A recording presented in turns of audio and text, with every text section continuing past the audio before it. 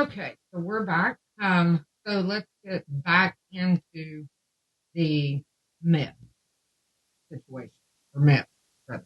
Sorry. Where did we leave off? We left at Kind of the whole medical process of okay. it, and then the going back to feel that there is an echo. Earlier, we were at point 43. Hopefully, this will work.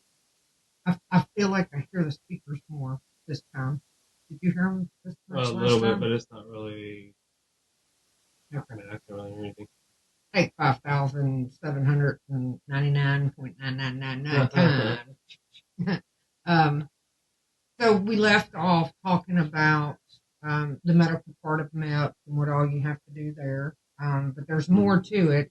You had kind of said that's where you sign your contract, Yeah. get your job, and swear in. But before that, for the MEPS part, they do your fingerprinting. Yeah, so for me, one of the last things I did, I actually got fingerprinted, which every branch they fingerprint you. But after I swore in, I went downstairs.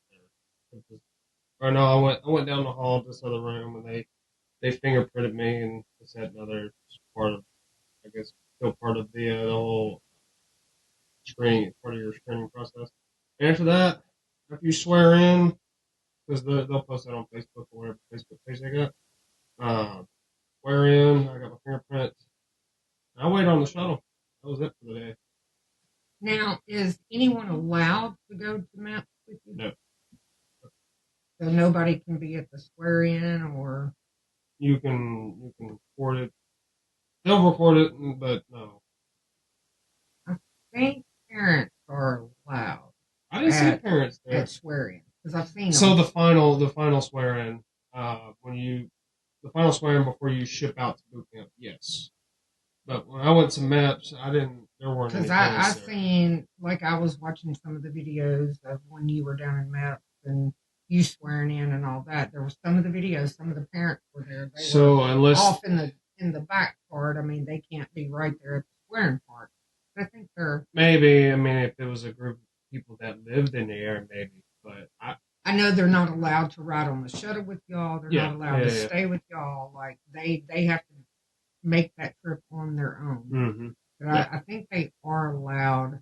I'll check on that. Yeah, because I didn't really pay too much attention to anything else going on. I was solely paying attention to what I was supposed to be doing. So I mean, I think no, but I mean, we'll get back on that. Yeah, I'll find out for the matter of fact on that, and then we'll yay or nay, and we'll bring that up in another podcast, another episode. So we're kind of going through a little bit of difficulties with technicality wise on some of our systems and stuff. So a few things are changing. Um, our setup and stuff is new to us. As we said, this is our first episode. Now we're in, part 2 of episode 1. So if there's any echoing feedback, anything, just know that we'll be working those kinks out pretty soon. Just bear with us. We're new at this. But we wanted to really, as a married couple, kind of touch base on married life in the military. We're wanting to touch base on the before, the during, the afters.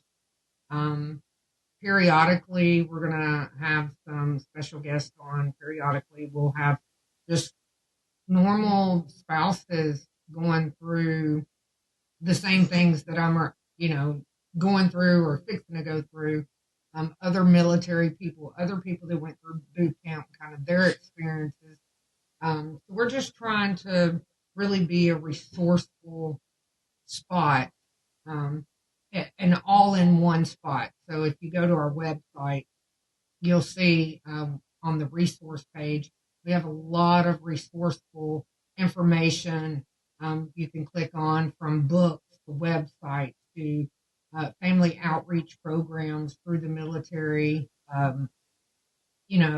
Everything from getting help, getting help and support while you're in or while your spouse is in, to getting out, switching from civilian life to military life, and then from military life back to civilian life. So there's a lot of useful resources on our website. So back to us and what we're talking about. So you're at MAPS, you're coming back. This was October 18th. So to kind of give them an idea of the process, some people can get an earlier ship date depending on. I mean, what causes your ship date to be for boot camp to be 2 weeks away, a month away, 2 months away, 3 months away, It just depends on a your year job. away? Really, I guess it depends on your job. Because each job has a different location for boot camp. And depending on your job and location, that all goes into play. As to where they can fit you in. And yeah, and also, like for instance, with mine, I was supposed to ship out. So your original ship date was January 23rd for boot camp, That was but the then 25th. you got the call around December. No, it was around the end of October. Like you were going to be shipping out within a couple of weeks in November, and then we got the call back that no, they thought they had a spot open, and then they didn't. And yeah, so I mean that's why they always say kind of keep your schedule up and keep flexible. You know, don't make too many rush decisions because I mean they can open up a spot 2 weeks from today or next week. So because anything can happen, something can happen, somebody can get hurt, and they need to push their date back. Yeah, so right. I mean it just all really depends. So I mean that's why I always keep phone on you. You know, get in contact with the recruiter and just stay in contact. So what happens after MEPS? What's the process between MEPS and coming back home from your little 2-day trip to your ship date? What is something that what are the things that go on during that time? I mean, besides your normal life, of course. Oh yeah, your normal every day-to-day life's going to carry out, but you're going to meet with your recruiter, and you're gonna schedule your depth meeting. You're going to go into depth, which is called the delayed entry program. So you're going to meet with me, for instance. It was every Monday of every week. Well, that wasn't your meeting. That was your check-in. Yeah, well, that's what I mean. Well, yeah, you're checking.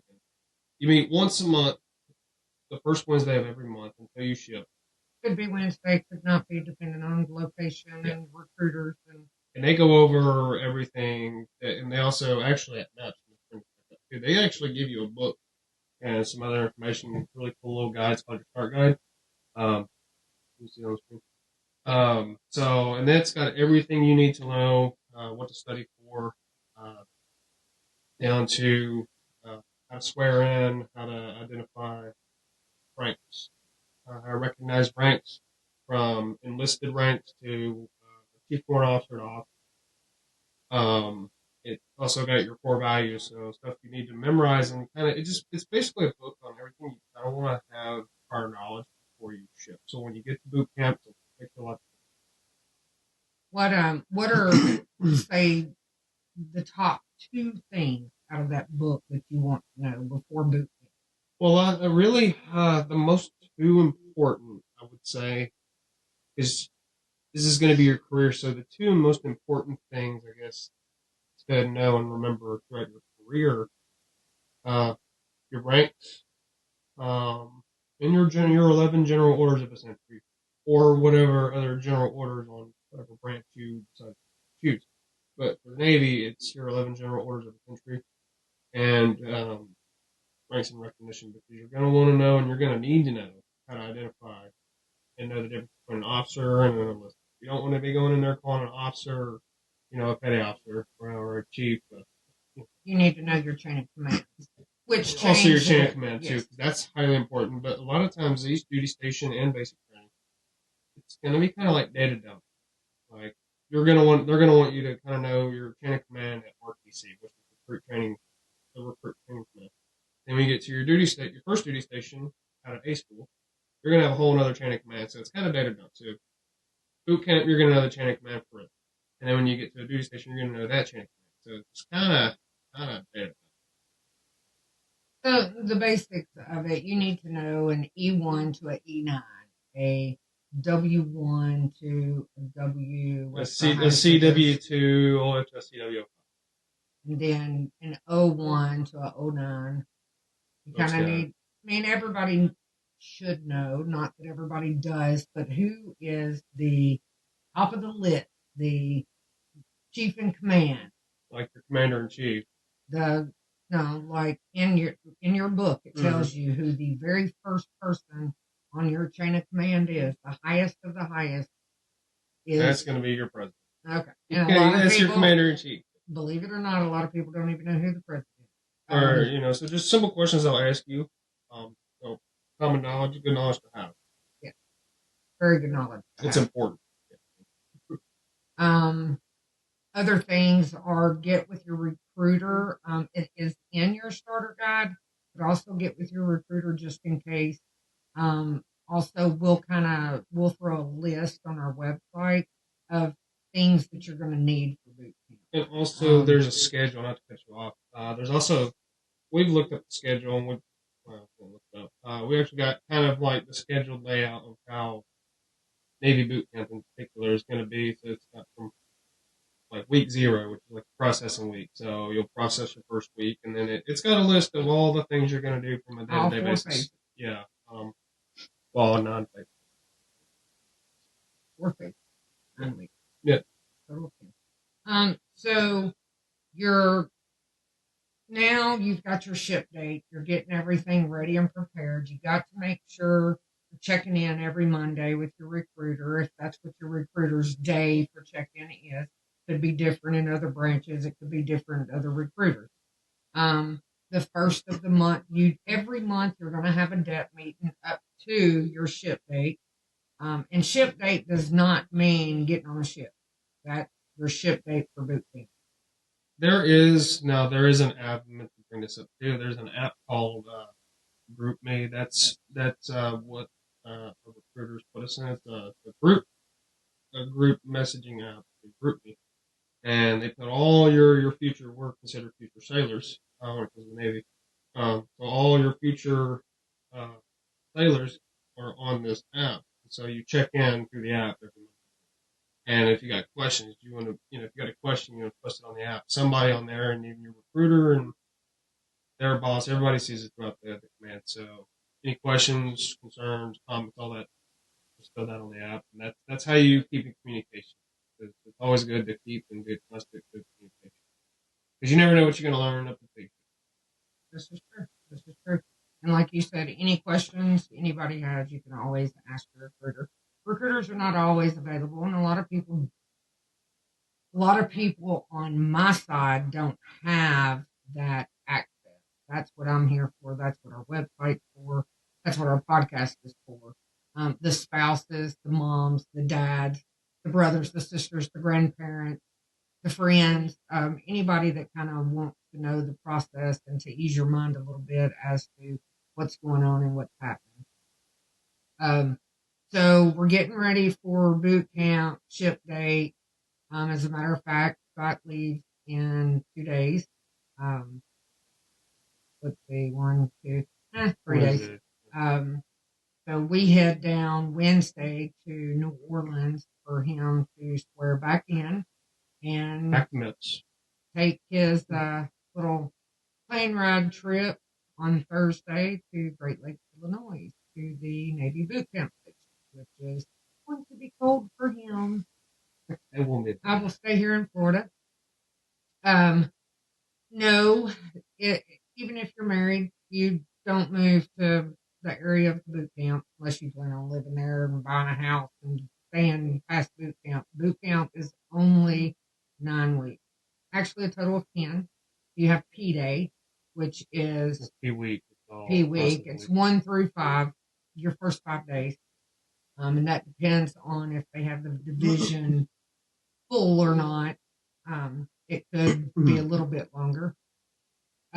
So we'll back up. Once your recruiter gets to Great Lakes, your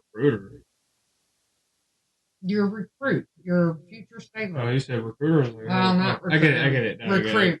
Once your recruit, your future sailor, gets to Great Lakes, They do get maybe about an hour or two after they're there, somewhere around that time.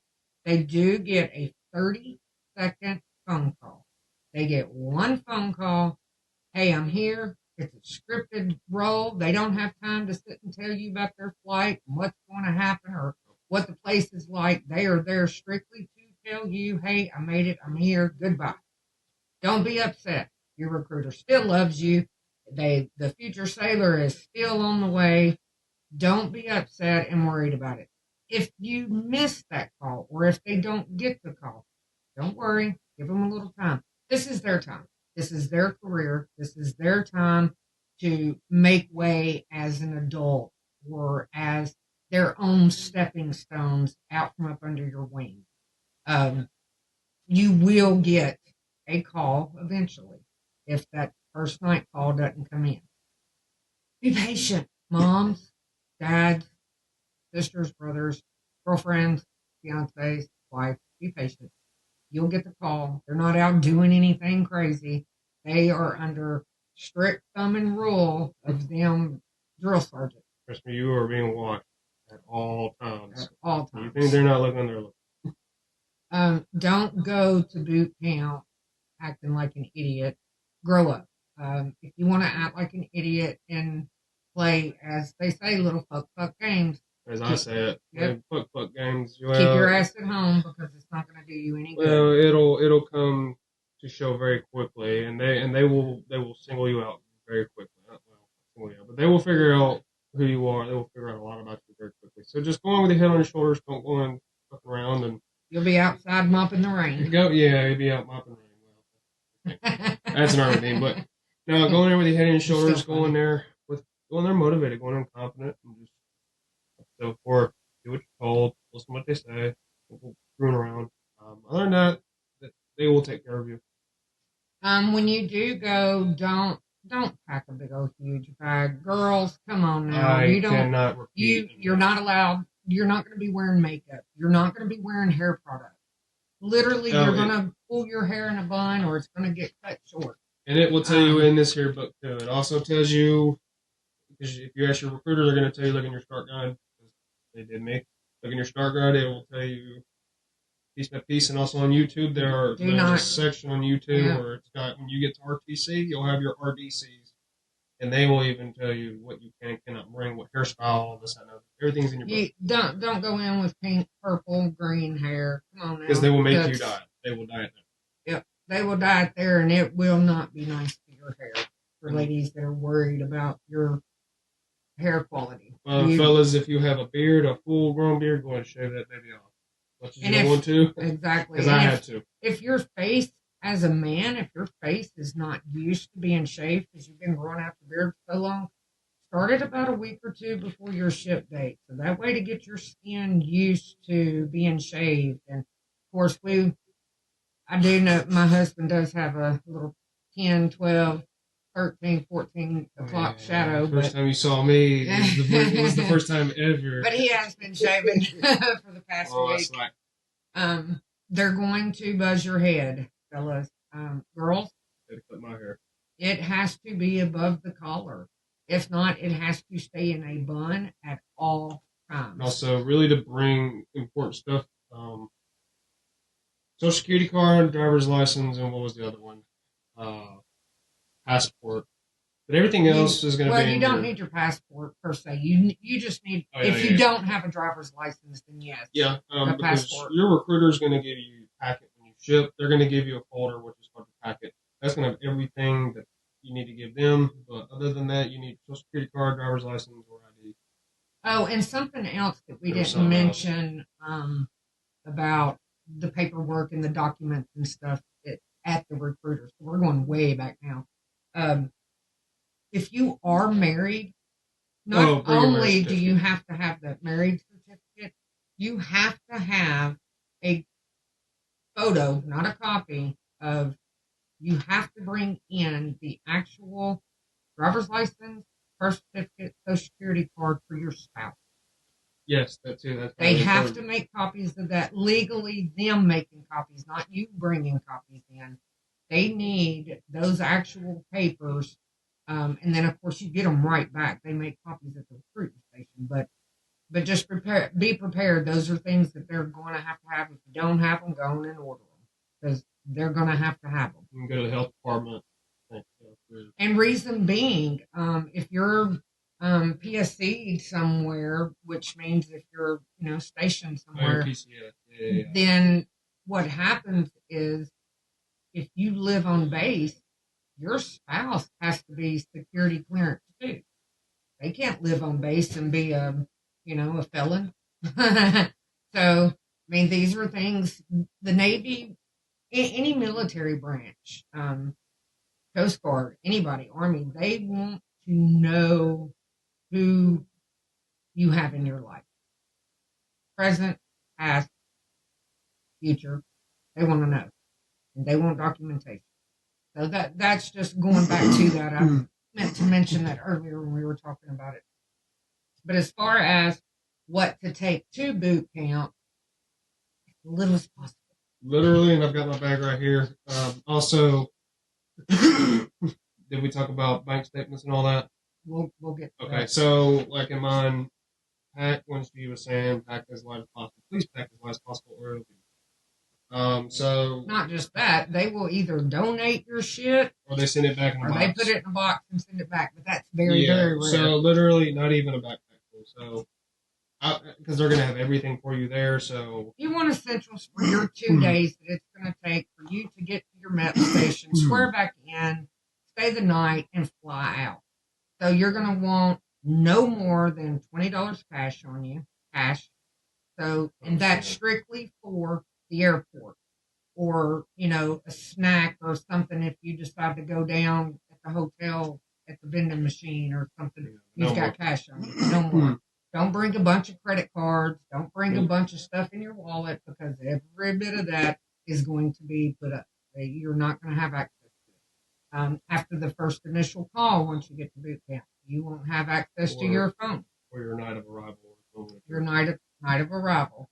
The night of arrival, within 1 to 2 hours, give or take, you pretty much get everything that you need. They give you an Eagle card for the NEX. And I think, if I'm not mistaken, don't quote me on it 100%, but I think it's $150. That does come out of your paycheck. But that's for you to buy all the essentials you're going to need, whether it's razors, shampoo, conditioner, body wash, soap, toothbrush, toothpaste. You can take those little bitty things, nothing over 3 ounces because it won't go on the flight with you. But you're not going to need it. I mean, they're discard it. Yeah. The only thing that you really, really, really, really must get before boot camp is shoes. A good pair of running shoes. A really good pair of running shoes. And don't make them crazy. Don't go out and buy some hot pink ones or something. Don't go blow $500. Yeah. Buy good quality paper. Don't go overspending. But good quality is going to last you all through boot camp. Give or take, we just got Scott from Fleet Feet. Yeah, Fleet. 140 something. Basically, tax and all is like 150, and they're broke, and they're going to last him the whole time through boot, through A school, probably longer than that. Solid black. That's right. Shout out to them. They were great over there in Pensacola. Literally something solid. Solid brown, solid black, solid gray. You want it to go with your PT outfit. I'm telling you, if you come in with some hot pink shoes on, they gonna take the shoes off of you, and they gonna donate them to some little girl down the road. And you get a really, really not so great pair. Yes, and the pair that they issue are not that great. I will say, out of my research I have done, a lot of people have asked, once you get to boot camp, when do you start getting paid? Listen. So, the smartest thing to do is before you ship out, go to Navy Federal. If you're in the Navy branch. The rest of the branches I know are a little different. They have their own little credit unions, but Navy Federal's at every duty station in the world. They are pretty much what everybody in the Navy uses. So, too, at 18, you coming in, that also helps build your credit. So do that before you go. They'll give you a sheet of paper that's your direct deposit form. You just fold it up, put it in your backpack, keep it on you, and that's what you give whenever Navy Federal comes in. If you don't want to do that, that's perfectly fine too. Navy Federal does come to y'all and signs you up. But to make things faster and quicker and easier, you can already have it done. Your pay. I was going to bring that up too. So like after the night on night of arrival, one of the other things you're going to do before they start training you, they're going to go over your pay. They're going to have you set that up. I recommend, and I've heard it from all of the branches, set up your TSP. Your TSP is your term savings plan. Set that up. They're going to go over that with you. Invest in not the full maximum amount just yet, but because further on in your career, you'll be able to put more into it. But set up your TSP. That'll help you out in the long run financially. And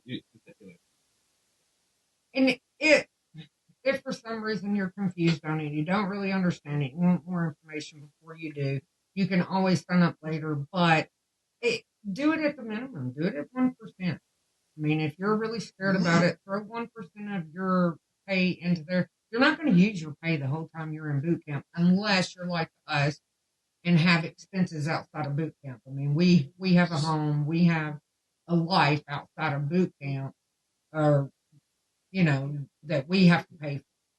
So, and plus, also, if you don't have anybody to take care of your bills, set up all your bill payments on auto pay.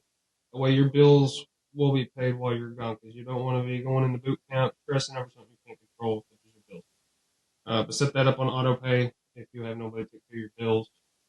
exactly. That really will help you tremendously.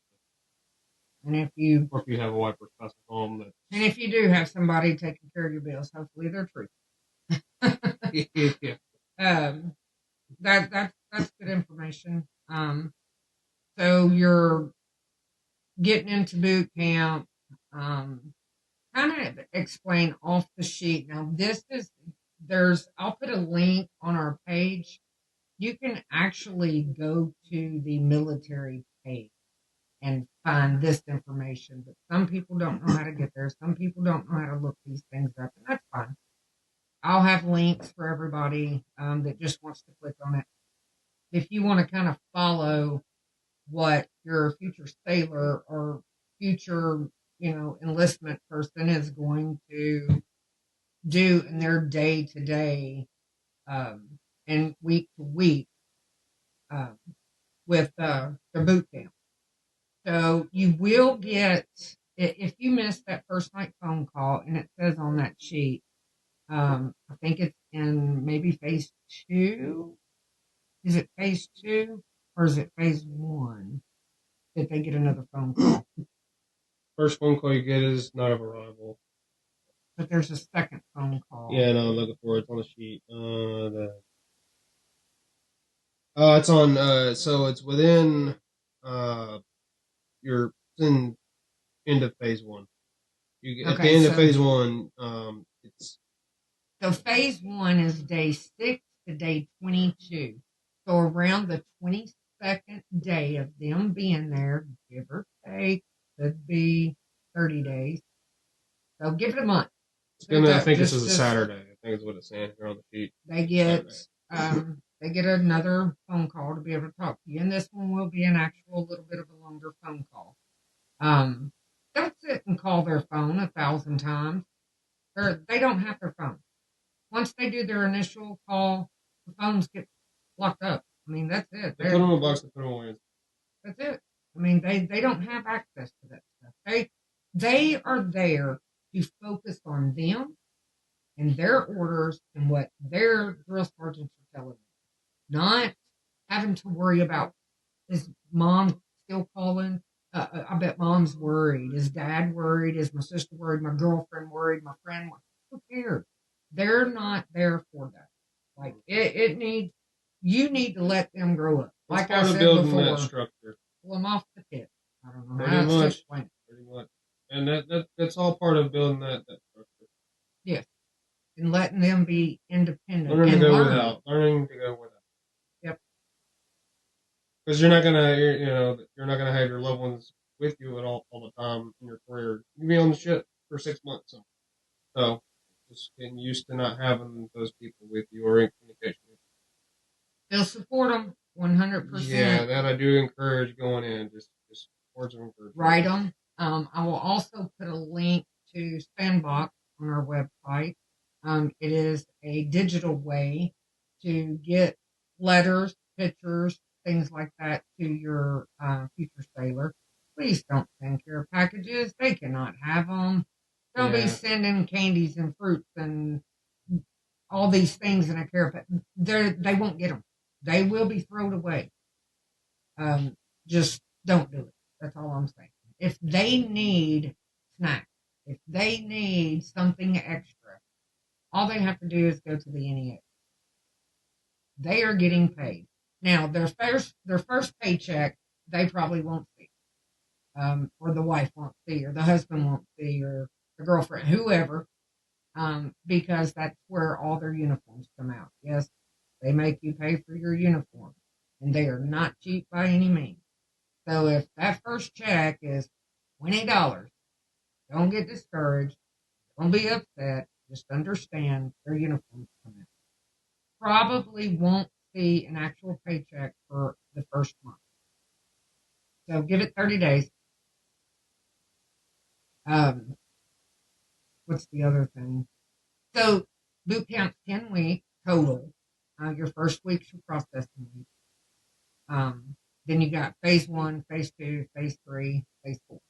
So you won't get a call of I'm a sailor until about the what, 7th or 8th week. 8th week. What it says right here. 8th week.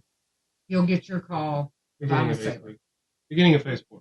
Now, that also too depends on if they've made it all the way through. If there's no medical issues, if there's no rollback, if they're, where everything's good all the way through, and graduation is graduation. There's also on the military site that I was telling you about, I'll put the link.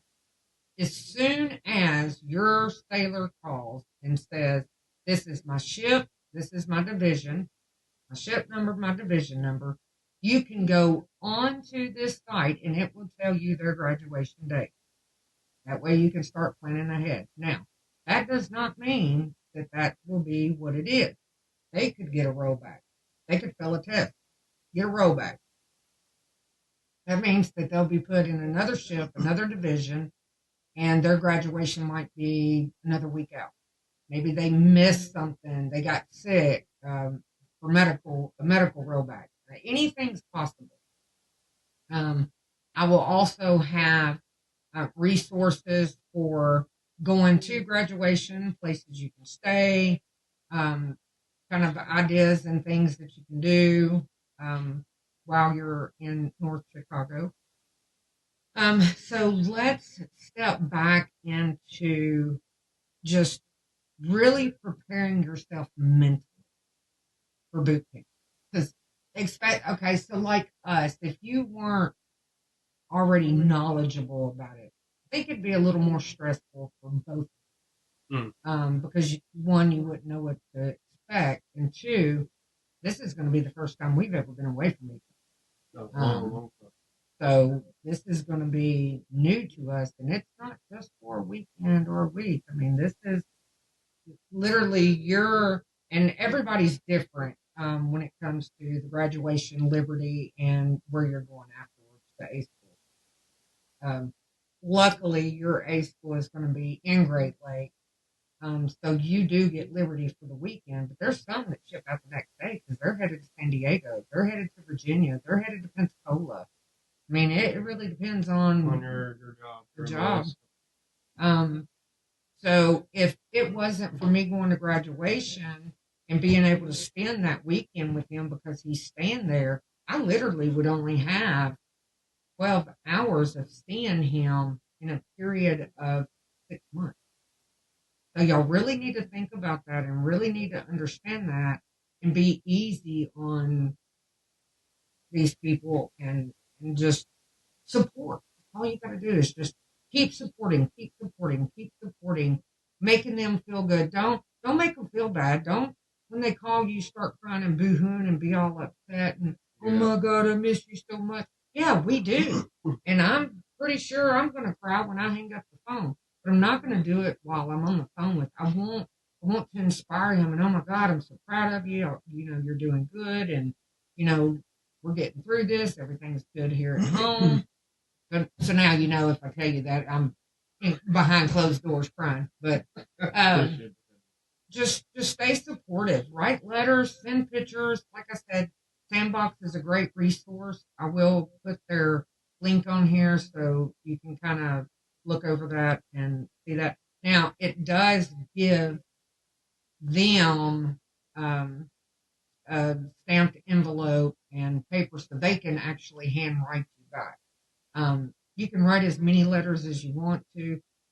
Don't write 50 letters. I saw a post yesterday, the day before, a lady said that she started writing her letters 2 days before her boyfriend left for boot camp. She had a whole stack and was just going to put them in a box and send the box up. Honey, no, don't do that because he ain't going to get those letters. Don't send anything over the size of an envelope. And now, if your future sailor calls and says, hey, Mom, okay, I went ahead and got the issued shoes. They're not working. My back's hurting. They're hurting my feet. Blah, blah, blah. I need a new pair of shoes. Yes, you can order them a pair of shoes and send them. Don't send them clothes. Don't do none of that. If it's bigger than an envelope, they ain't going to get it. They're going to toss it. It's not allowed. This is boot camp, folks. This ain't vacation in the Virgin Islands. Come on. So, I mean, is there anything else that you think that would help kind of prepping you before you ship out? Yeah. If your time to ship is around the corner, well, I did and didn't do this. Start getting in shape. If you're not good at running, because you're gonna do a lot of that, you're gonna do a lot of push-ups. For my first go around with being enlisted and going into boot camp and drill, start doing push-ups. Fix your diet. Don't eat. Don't do like I do when you eat a bunch of greasy food. Fix your diet. Start eating a little healthier. Start doing push-ups. Start doing sit-ups. Start doing your runs. You do a lot of running.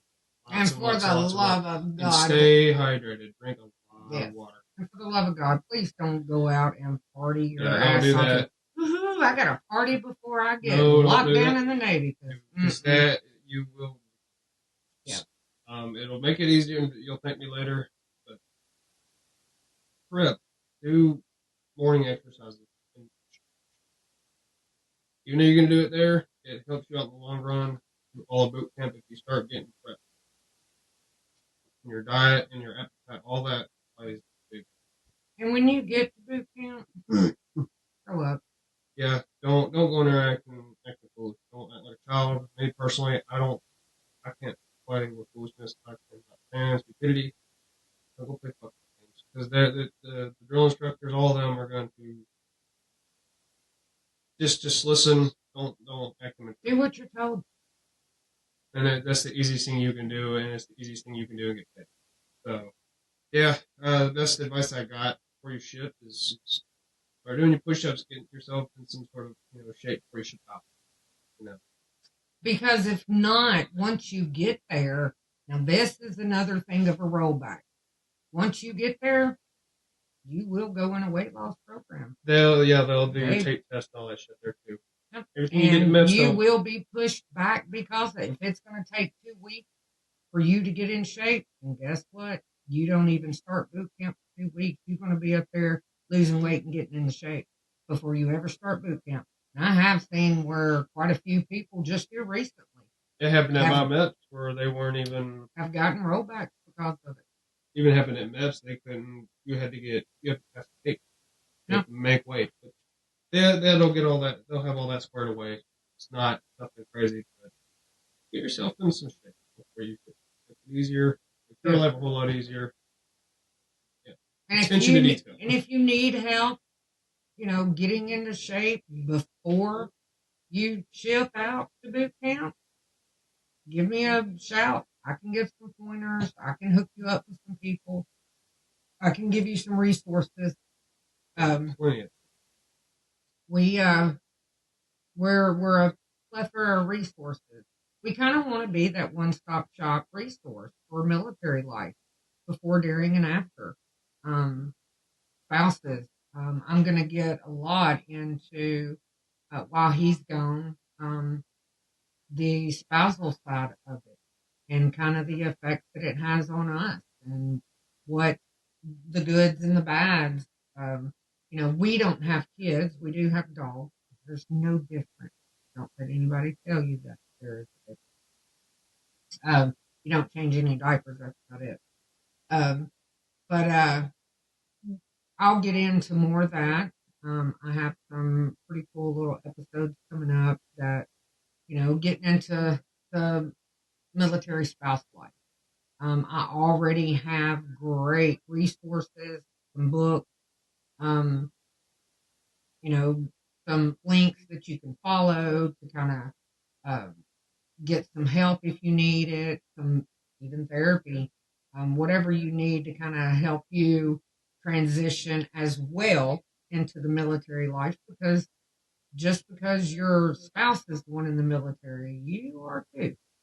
There's do's and don'ts that come along with you being that spouse. So we'll get into all that. Um, I think we kind of touch base on pretty much everything for leading up to boot camp. Um, I'll add some videos and pictures and stuff of Scott leaving, and kind of, you know, touch base on that. Once he's gone, I'll kind of, come back on and talk to y'all about how that process was and us going into New Orleans on Wednesday and flying out on Thursday. Do know that you can make sure you take ID with you. You can get a special pass to walk to the gate with your future sailor. You do have to ask the airline that they're going on if you're allowed to. You will have to go through checkpoint. Now, they will go through the TSA fast lane. They're going to be a lot different. You will have to go through separate TSA lane, but you got your phones. You can communicate after that. You're already going to know what gate they're going to be at and just meet them down there. But you can spend time with them up until they leave out on their flight. Don't smother them.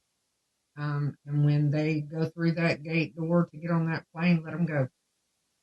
Get them out from up under you. Let them go. Let them be adults because this is their time to shine. And it's a great choice. If I had things to do all over again, man, I sure would have done it. And that's absolutely no lie. Me at my age, if they would raise that age bar up, I'd go right now. But it's a good life choice. It really is. It's good structure. You're doing something for your country. You're doing something for the people in your country. And not it's an just for the people, honorable. but also for yourself in the long run. Yeah, and You it's know, honorable. I mean, it really is. and Yeah, it looks good on your resume in the future when it comes to jobs. Really good on your resume. It helps you in the long run. It just lets you and get a jump on life. some people stay in until they retire Yeah. completely. I mean, it's all in your choice on how far you want to go past your first contract. Um, that becomes totally your choice. Once you sign that contract, you have your set years. And then after that, you can retire out of it and go on about your merry way, or you can stay in contract, sign another one, and But also too, not just having your job that you're going to be doing in the military. Once you're in, and I've done some research and figured this out too, and from people I've talked to through connections through my, there are different opportunities down the pipeline. Once you're in, there are different stuff you can convert into down through the pipeline along with your job that you qualify for that you may not even known about. so in other words, if you Yeah, go in as somebody, that doesn't mean that you you can. stay there. Yeah, you can have certain billets you can do. And that right there also looks good on your resume too, in your military career. And you also get to come in contact with a whole bunch of other people that you can use as connections that are on the road. So it's kind of Your benefits are great. I yeah. mean, the Yeah. benefits are really good. Um, And you do get paid. You do the day you start getting paid. I don't think we discussed the day you start getting paid is the day you should. yeah, So, you won't see it on your paycheck, but like I said, you know. the day you fly up is the day you're getting And I do for this year. I have 2025 active duty paydays. Of course, you can't really see a lot of it right now. Um, but I will have a link on my page for you to access this, and then this way you'll know once they're shipped off boot camp, um, or you getting shipped off the boot camp, what your pay schedule's going to look like. You get paid the first and the last of every well, middle, paid. isn't Like it? 15th, first 15th. It's the 14th and 15th, give or take, and then so the middle of the month and the end of the month. So then first day, the first of the month. So uh, yeah, I mean, if anybody has any questions, like I said, I mean, hit us up on our website again. That is real-raw-resilient.com. We also have a Facebook page, and ask us any questions. If you can ask the questions anonymous, you can post them on our YouTube channel. You can private message us. Um, Either way, I mean, if you have any questions or if you want to know anything, like I said, if we don't know it, we'll figure it out. We'll all figure it out together. That's what military life is. It is a huge community. Everybody supporting everybody. Everybody coming together. Whether you live on base, off base, um, whether you live in the states, out of state, whether you're on a ship, whether you're a spouse, um, a son, a daughter, a mother, a father. It's a huge community, and everybody supports everybody. So, I mean, that's what we're here for. It's 100% for support and information. So, if there's any questions, let's do it. Anybody wants to jump in one day on cleared iPhone calls up. If anybody wants to jump in and do a podcast with me and talk about some of their experiences, shoot us over a message. Let us know. We'd be more than happy. More experience, the more knowledge that gets out there, and the more people that get help. Um, so yeah, I guess our next podcast will be your trip coming Yeah. coming up in a couple of days. Yeah. So, reporting out for our future Sailor Tilly. I'm very proud of you. I'm very excited. It's going to be a great adventure. Key advice: take every day one day at a time. That I mean that. Best May not foot sound like forward. much, but yeah, put the best foot forward and take each day one day. Yep. Don't overthink. Every day for a day, and that's it. Get through the one day. And then after that, the next day, you get through the one day. That's good advice. May not sound like much, but I'll thank you later. Well, y'all, this is Scott and Tanika Tilly with Real Raw Resilient. We are signing out of episode 1, take 2.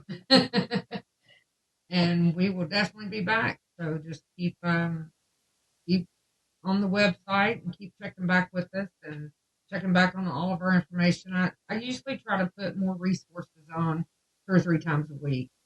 Any kind of new resources that I pick up, I try to add. So just check back with us. Everybody have a good night. We're out.